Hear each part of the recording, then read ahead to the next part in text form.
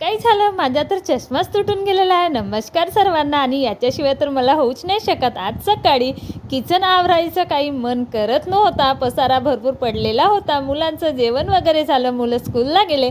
त्याच्यानंतर मी किचन आवरून घेतली, कारण आज सकाळी 10 वेळ इथून बघून जात होती, मोबाईल पाहत होती, पण तो मूड काही होत नव्हता की आपण किचन आवरली पाहिजे. होते ना, कधी कधी इच्छाच नाही होत ते कामं करायची. असं वाटते आज रिलॅक्स राहिलं पाहिजे, नाही केलं पाहिजे, पण तू केल्याशिवाय तर होणार नाही.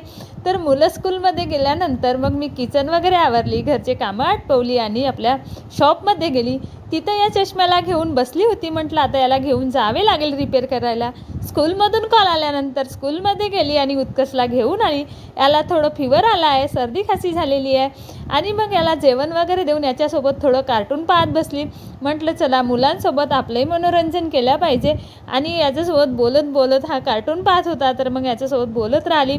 मुलांचं जेवण वगैरे झाले, मुलांना ट्युशनला सोडली. त्याच्यानंतर रिलॅक्स बसून म्हटलं आता आपण चहा घेतली पाहिजे. आपली चहाची वेळ झाली. 4 वाजले की बरोबर चहाची आठवण येऊनच जातो. त्याच्यानंतर रिलॅक्स होऊन मी चहा घेतली आणि आता म्हटलं सायंकाळच्या कामाला लागू आपण. बाय सर्वांना, भेटू नेक्स्ट ब्लॉगमध्ये.